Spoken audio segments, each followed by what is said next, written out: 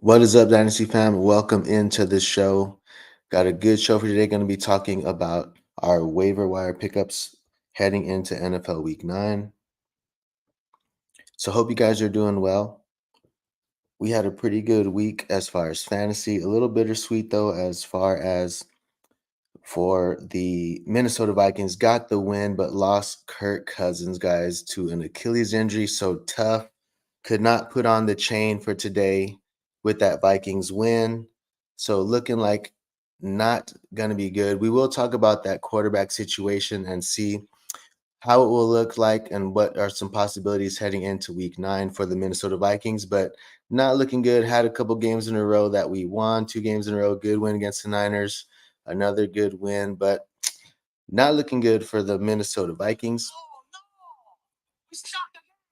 Yes, we do. So we'll see what happens, guys. So now, like I said, thank you guys for tuning in. Going to get right into it, starting with our waiver wire ads. These are the guys that should be rostered, possibly.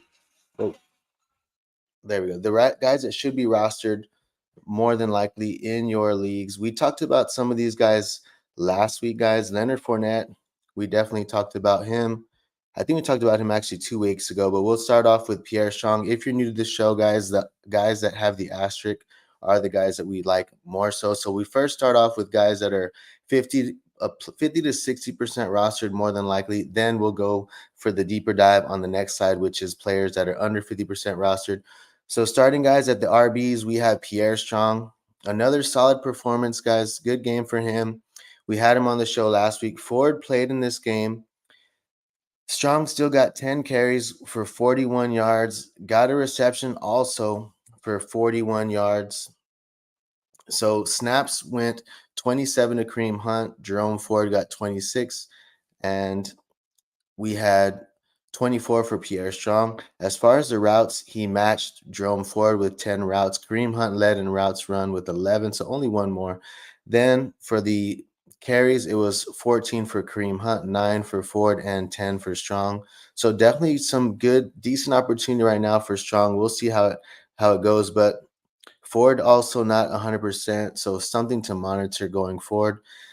And now heading into the next one, we have Leonard Fournette, guys. This is the person that I'm probably most interested in. I actually have him in a couple leagues already that I stashed him in. Just before the trade deadline, we talked about that. Teams that were needing RBs, if they didn't happen to make a move in trade deadline, Leonard Fournette was just a cheap option for teams. And there was a lot of teams rumored to be in on him, right? Rams, Bills. I think we talked about 4 teams that were interested in him last week. But now he was going to work out for Buffalo. It didn't happen. That's when we had him on the show about 2 weeks ago. They were thinking about bringing in somebody when Damian Harris went out. Now Buffalo, guys, they didn't even have to see him. They just bring him in now. They sign him. And he was set, guys. Right now, James Cook only has 1 rushing touchdown on the season. And his pass catching, guys, has also been decreasing in the past few weeks. So Leonard Fournette, I think, could have a decent role in Buffalo in that Bills offense. So they've had their eye on him before, guys. So now I think that it's been finalized already. So if so, guys, definitely Leonard Fournette, just a good vet back that you can have. And he's going to have a good bump in value right now as he lands in Buffalo. So if he's out there, I think he's a decent stash for you guys. Also, guys, Royce Freeman, he's been getting carries, guys. So he had 33 snaps, actually outsnapped Darrell Henderson in this game to Darrell Henderson's 29 snaps. Got 9 carries for 40 plus yards, then gets you a TD on the ground. Henderson got 3 more carries, guys, with 12, but Freeman did run 2 more routes, 16 to 14. So if he's out there, guys, I mean, Kyron should be coming on maybe in a couple weeks. I know the quarterback situation doesn't look good, but just someone that may be worth the stash. See what happens. Now, as far as the wide receiver position, guys, we have Demario Douglas. We've had him on already a few times. Been one of our guys that we've been talking about even in preseason. So right now, if he's out on your waiver wire, he's 63% rostered. But if he's out there on your waiver wire, definitely want to get him. We'll see if they bring in some wide receiver help.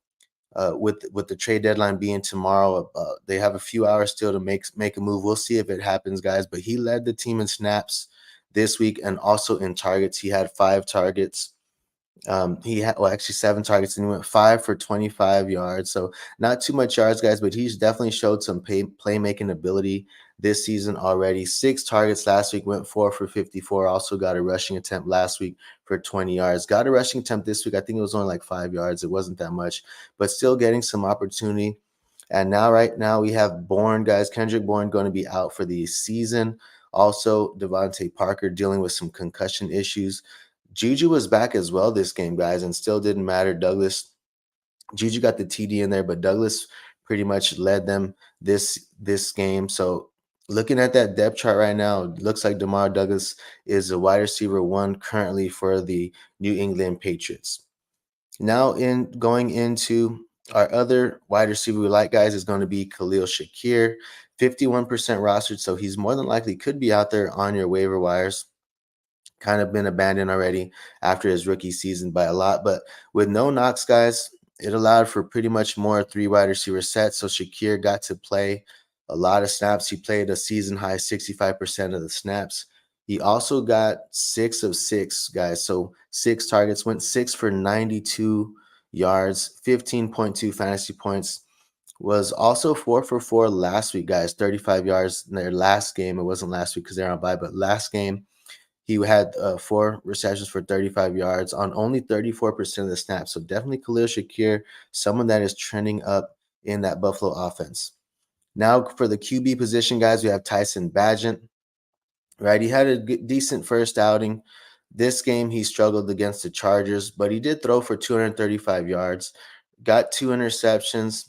So it's already been said though that he is going to be looking like the starting QB in Week 9 for Chicago. They're going to be holding out Justin Fields again, so we'll see what happens. But it looks like Tyson Bagent going to be a starting QB heading into Week 9 as well. Dorian Thompson-Robinson, guys, DTR. Someone that he came in, he already got a start early on, and he struggled, guys. But he had a tough first outing against the Baltimore Ravens. So definitely a tough task for the rookie quarterback, first game out. But Phillip Walker, guys, has been struggling. 5 interceptions in his past 3 starts, and DTR came in and replaced Walker at the end of this game.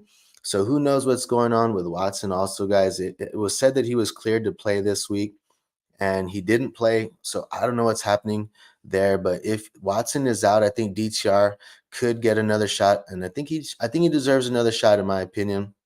He was looking good in preseason, right? But like I said, tough first outing against Baltimore. So if Watson sits out again, we'll see. Maybe DTR gets another look in Week 9.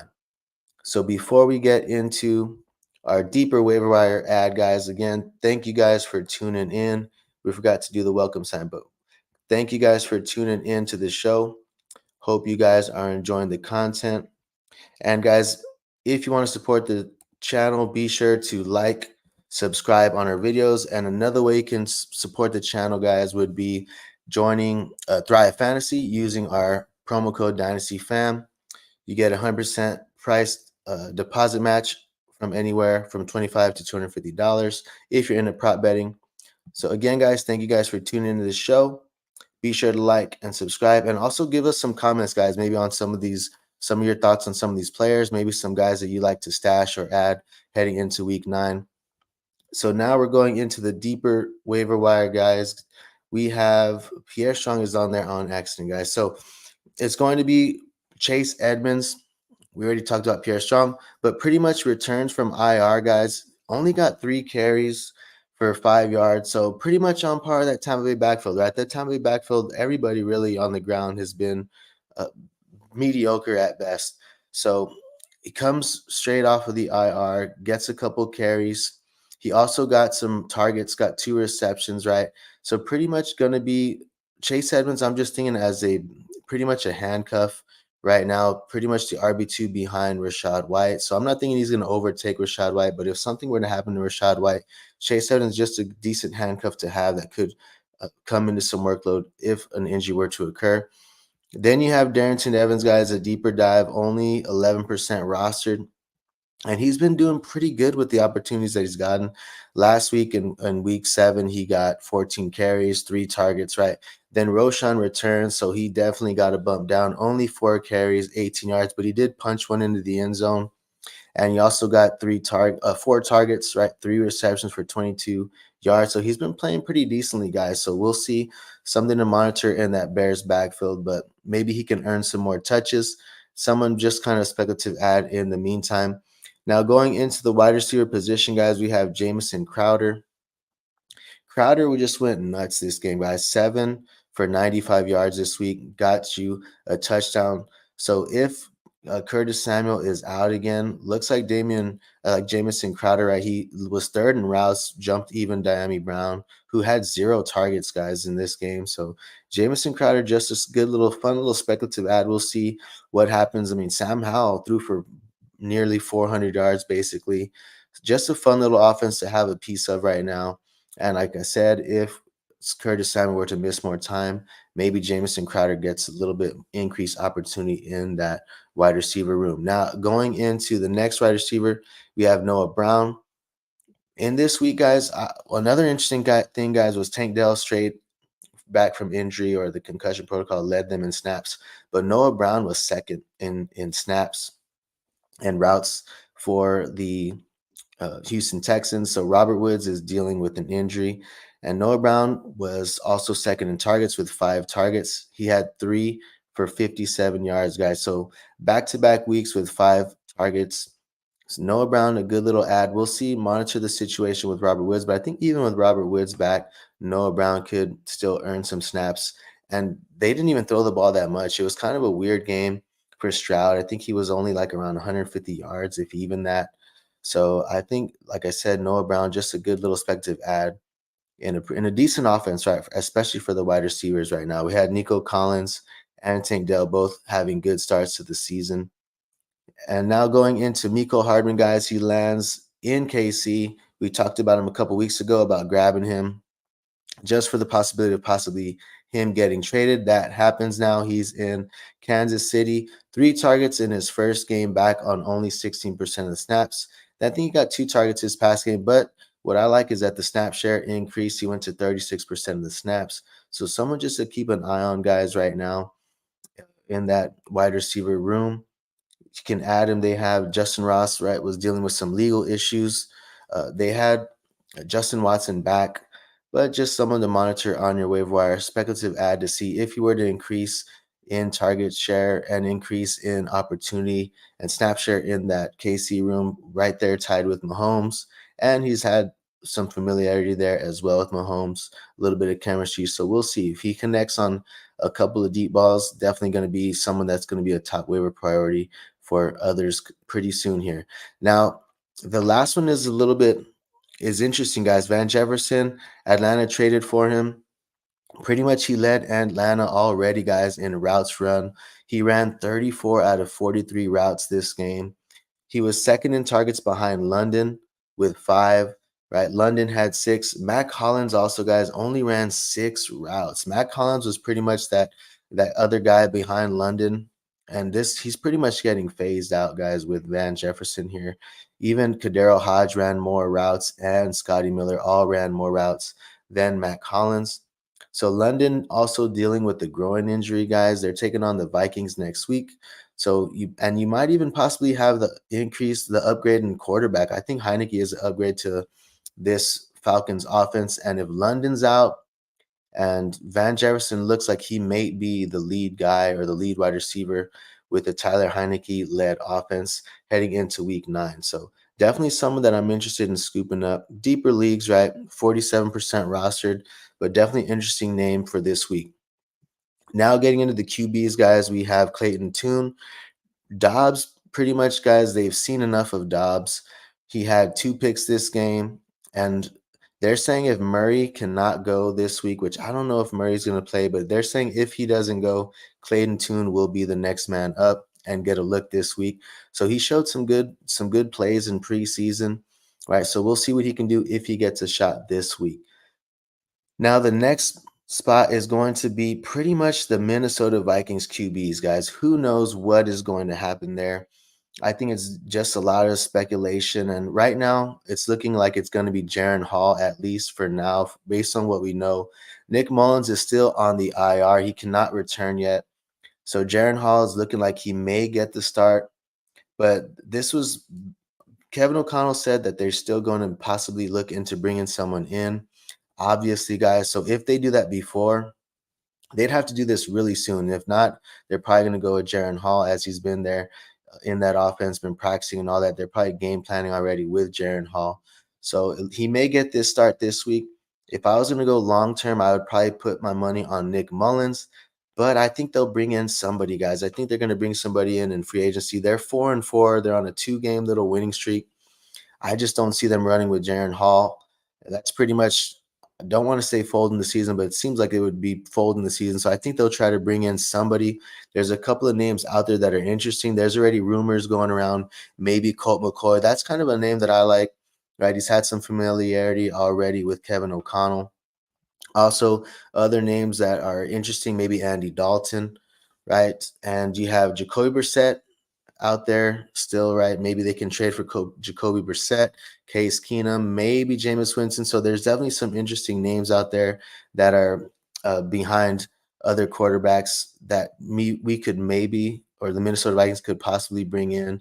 But Colt McCoy kind of seems like my favorite right now. He already practiced and tried out with them earlier on in the season. So just a name to keep an eye on, maybe a speculative ad. You can add him and then see if anything happens in free agency. But any of these names pretty much you could add and just see what happens going forward for the Minnesota Vikings. So that is all I have for you guys today. Thank you guys for tuning in. Be sure to like and subscribe to the channel and check out some of our other videos.